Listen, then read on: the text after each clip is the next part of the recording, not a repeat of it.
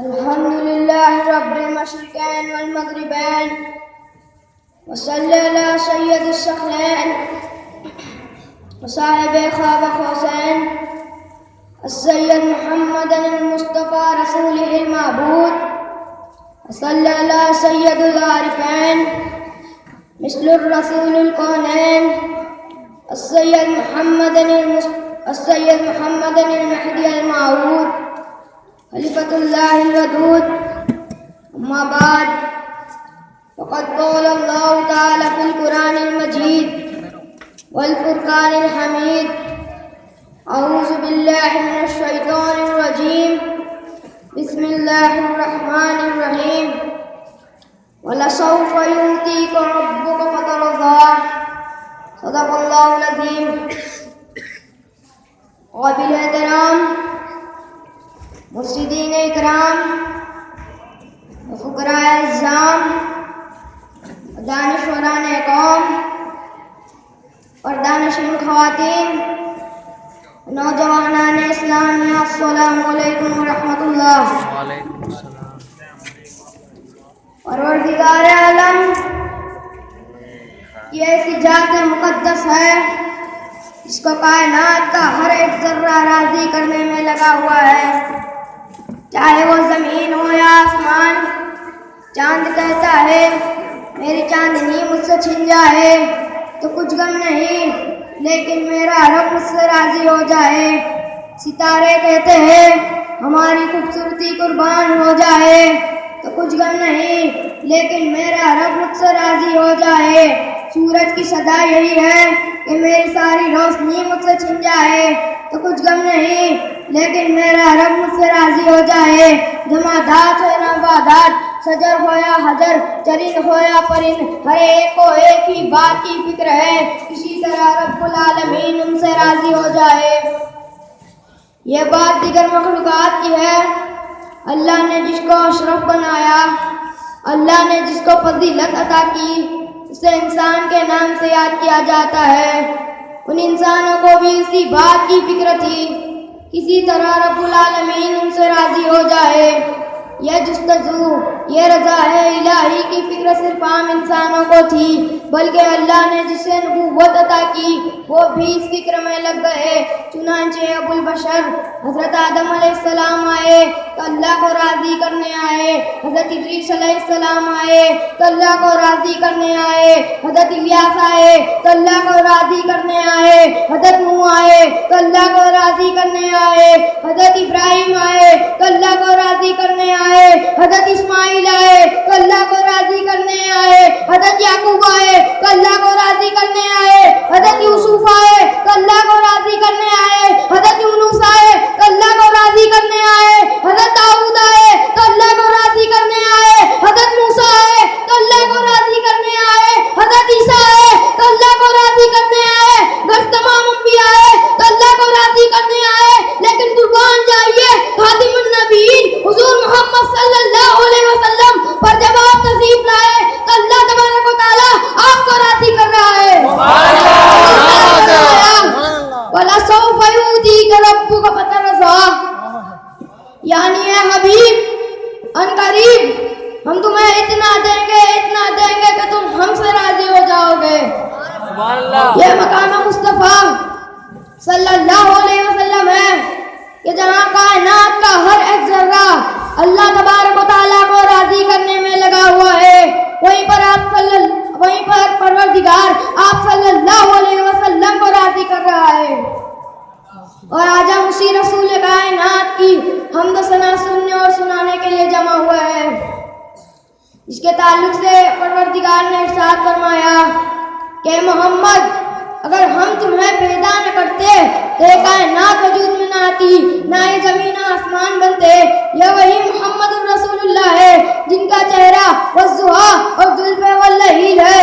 یہ وہی محمد الرسول اللہ صلی اللہ علیہ وسلم ہے جن کا سینہ الم نشرح لک صدرک ہے.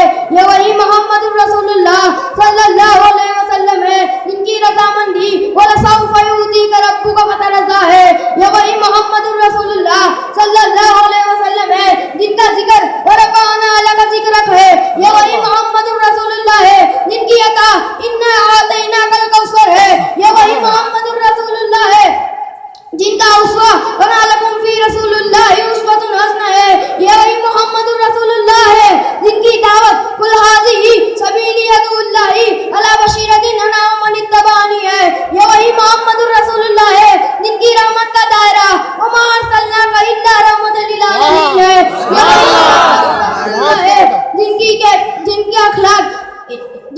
بعد انک لعلی خلق عظیم ہے، یہ وہی محمد الرسول اللہ ہے جن کی کیفیت قد جاءکم من اللہ نور کتاب مبین ہے، یہ وہی محمد الرسول اللہ ہے جن کی نبوت ما کان محمد ابا احد من رجالکم ولکن رسول اللہ خاتم النبیین ہے، یہ وہی محمد الرسول اللہ ہے جن کی امت کنتم خیر امتی ہے، یہ وہی محمد الرسول اللہ ہے جن کے ساتھی رضی اللہ عنہ ورضوہم ہے، یہ وہی محمد الرسول اللہ ہے جن کی کتاب ذالک الکتاب لا ریب ہے، یہ وہی محمد الرسول اللہ ہے جن کا دین ان الدین عند الاسلام ہے، یہ وہی محمد الرسول اللہ صلی اللہ علیہ وسلم ہے جن کی شان کو قیامت تک بیان کرنے کے لیے قرآن کو نازل کیا گیا، اور یہ وہی محمد الرسول اللہ صلی اللہ علیہ وسلم ہے جن کے چند قطرات سے ساری کائنات وجود میں آئی، یہ وہی محمد الرسول اللہ صلی اللہ علیہ وسلم ہے جن کی خوشبو کا ایک حصہ پھولوں کو دیا گیا تو ان پھولوں کی خوشبو سے دنیا مہکنے لگی، یہ وہی محمد الرسول اللہ صلی اللہ علیہ وسلم ہے جن کی چہرے کی چمک کا ایک حصہ سورج کو دیا گیا تو وہ سورج اس روشنی سے ساری دنیا کو روشن کرنے لگا، یہ وہی محمد الرسول اللہ صلی اللہ علیہ وسلم ہے جن کی نور کی ٹھنڈک کا ایک حصہ چاند کو دیا گیا تو وہ چاند اس روشنی سے ساری دنیا میں چاندنی بھی کرنے لگا، یہ وہی محمد الرسول اللہ صلی اللہ علیہ وسلم ہے کمتریوں کو حکم دے تو کمتر بھی کلمہ پڑھنے لگ جائے، یہ وہی محمد الرسول اللہ صلی اللہ علیہ وسلم ہے جو چاند کی طرف اشارہ کر دے تو چاند دو ٹکڑوں میں بٹ جائے، یہ وہی محمد الرسول اللہ صلی اللہ علیہ وسلم ہے جن کے حکم پر ایک تناور درخت اپنی جڑوں کو زمین سے نکال کر چلنے لگ جائے، یہ وہی محمد الرسول اللہ صلی اللہ علیہ وسلم ہے جن کے سوار ہونے سے گراق کو رفتار ملی، یہ وہی محمد الرسول اللہ صلی اللہ علیہ وسلم ہے جن کے لیے قبلہ بدلا گیا، یہ وہی محمد الرسول اللہ صلی اللہ علیہ وسلم ہے، یہ وہی محمد الرسول اللہ صلی اللہ علیہ وسلم ہے جنہیں حوض کوثر عطا کیا گیا، یہ وہی محمد الرسول اللہ صلی اللہ علیہ وسلم ہے جن کے پاس انبیاء بھی روز قیامت اپنی سفارش کے لیے آئیں گے، یہ وہی محمد الرسول اللہ صلی اللہ علیہ وسلم ہے جن کے وسیلے سے حضرت آدم علیہ السلام کی دعا قبول ہوئی۔ حاضرین محترم، جب رب العالمین نے حضرت آدم علیہ السلام کو جنت میں رکھا اور انہیں حکم دیا گیا کہ گندم کے درخت کے پھل کا استعمال نہ کرے، لیکن جب ابلیس حضرت آدم علیہ السلام کو بھٹکانے لگا اور حضرت آدم علیہ السلام کو اس گندم کے درخت کے پھل کو کھلا دیا تو رب العالمین حضرت آدم علیہ السلام سے خفا ہو گئے، انہیں جنت سے نکال دیا گیا اور انہیں زمین پر بھیج دیا گیا، بی بی حوا کو ان سے جدا کر دیا گیا۔ حضرت آدم اپنی غلطی پر شرمندہ تھے، وہ یہ سمجھتے تھے کہ شیطان نے انہیں بھٹکایا ہے، وہ یہ جانتے تھے کہ ان کا رب ان سے ناراض ہے۔ حضرت آدم پریشان تھے، وہ یہ سوچ میں تھے کہ ان کے رب کو کیسے منایا جائے۔ حضرت آدم کو کوئی طریقہ سمجھ نہیں آ رہا تھا کہ آخر ان کے رب کو کیسے راضی کیا جائے۔ آدم نہیں جانتے کہ کس چیز سے ان کے رب کو راضی کیا جاتا ہے، آدم نہیں جانتے کہ کیسے ان کے رب کو خوش کیا جاتا ہے۔ اچانک حضرت آدم علیہ السلام اپنے ہاتھوں کا آسمان کی طرف اٹھاتے ہیں اور دعا کرتے ہیں کہ اے پروردگار میری غلطی کو معاف فرما دے، تجھے واسطہ ہے محمد الرسول اللہ صلی اللہ علیہ وسلم کا کہ میری خطا کو معاف کر دے۔ حضرت آدم علیہ السلام کی دعا سن کر پروردگار ارشاد فرماتے ہیں کہ اے آدم تم یہ وسیلے کیسے جانتے ہو؟ ابھی ہم نے محمد کو زمین پر نہیں بھیجا، ابھی ہم نے محمد کو تمہاری اولاد میں پیدا نہیں کیا، تم یہ کیسے جانتے ہو کہ تم محمد کا نام لے کر مجھے راضی کر لو گے؟ بارگاہ رب العزت حضرت آدم بارگاہ رب العزت میں ارشاد فرماتے ہیں کہ پروردگار جب عرصے بری پر میرے مٹی کے جسم میں روح پھونکی تو میں نے اسفل لکھا ہوا دیکھا لا الہ الا اللہ محمد رسول اللہ۔ جب میرا رب مجھ سے ناراض تھا مجھے خیال آیا کہ محمد کی وہ ذات ہے کہ عرصے بری پر اللہ کے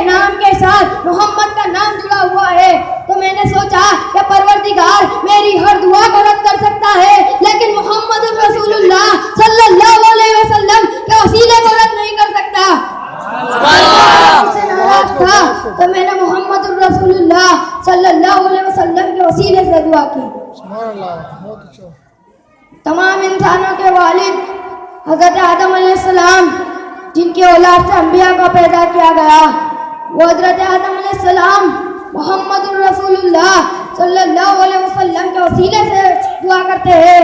اور آج چند لوگ جو اپنے آپ کو مسلمان کہتے ہیں اور دوسری طرف یہ کہتے ہیں کہ دعا مانگنا ہے تو اللہ سے مانگو، محمد الرسول اللہ صلی اللہ علیہ وسلم کے وسیلے کی کیا ضرورت ہے. تو میں ان سے یہ کہتا ہوں کہ تم محمد الرسول اللہ صلی اللہ علیہ وسلم کے وسیلے سے انکار کرتے ہو تو پروردگار تمہیں بخشنے سے بھی انکار کر دے گا اور ان لوگوں کا ٹھکانہ جہنم ہوگا. یہ حضور اکرم صلی اللہ علیہ وسلم کی وہ شخصیت عظیم ہے جن کے وسیلے سے انبیاء بھی دعا کرتے ہیں. تاریخ گواہ ہے کہ جب ساری دنیا طوفان میں ڈوب چکی تھی، ہر طرف پانی ہی پانی نظر آ رہا تھا، اونچے اونچے پہاڑ پانی میں ڈوب چکے تھے. ایک کشتی جس میں حضرت نوح اپنے ماننے والوں پر سوار تھے، وہ کشتی اس طوفان میں تیر رہی تھی. اونچے سیلاب امڑ کر بڑھتے چلے جا رہے تھے. تو کئی دن گزر چکے تھے، نہ طوفان کم ہوتا نہ زمین نظر آتی. ایسے حالات میں حضرت نوح پروردگار سے دعا کرتے ہیں، اے پروردگار تو اس طوفان کو کم کر دے. تجھے واسطہ ہے محمد الرسول اللہ صلی اللہ علیہ وسلم کا کہ تو اس طوفان کو کم کر دے اور ہمیں دوبارہ تیری بنائی ہوئی زمین پر زندگی بسر کرنے کا موقع عطا فرما. جیسے یہاں آقا دو جہاں کا وسیلہ دیا گیا، طوفان نوح تھم گیا. یہ حضور اکرم صلی اللہ علیہ وسلم کی شخصیت عظیم ہے. حضور اکرم صلی اللہ علیہ وسلم کو بلند و بالا مقام ہے. حضور اپنے دل میں کسی چیز کی کسی بات کی خواہش کرتے تو رب العالمین اسے فوراً پورا کر دیتے. جیسا کہ آپ تمام جانتے ہوں گے کہ نماز کا حکم آیا تو سارے مسلمان مسجد اقصی کو رک کر کے نماز ادا کرتے تھے، جسے قبلہ اولا بیت المقدس کہا جاتا ہے، جسے بیت المقدس قبلہ اولا کہا جاتا ہے. لہذا ایک مرتبہ حضور اکرم صلی اللہ علیہ وسلم چند صحابہ کے ساتھ مسجد اقصی کو رک کر کے نماز ادا کر رہے تھے. یہ ایسا موقع ہے حضور امامت فرما رہے ہیں، حضور کا قبلہ یعنی مسجد اقصی بنا ہوا ہے. اچانک نبی کریم صلی اللہ علیہ وسلم کے دل میں خیال آتا ہے کہ کعبۃ اللہ ہمارا قبلہ ہوتا، سارے مسلمان کعبے کو رک کر کے نماز ادا کرتے. معزز سامعین، مقام غور ہے. ابھی رسول کے دل میں صرف خیال آتا ہے، رسول اس بات کو اللہ سے دعا نہیں کرتے، رسول اس بات کو اللہ کے سامنے پیش نہیں کرتے. اور ادھر اللہ صرف خیال پیدا ہوتا ہے کہ مسجد اقصی کا بجائے کعبۃ اللہ ہمارا قبلہ ہوتا تو اچھا ہوتا. اور ادھر اللہ کا حکم آتا ہے کہ آج سے بلکہ ابھی سے سارے مسلمان مسجد اقصی کے بجائے کعبۃ اللہ کو رک کر کے نماز ادا کریں گے. رسول حالت نماز میں ہے اور ادھر اللہ کا حکم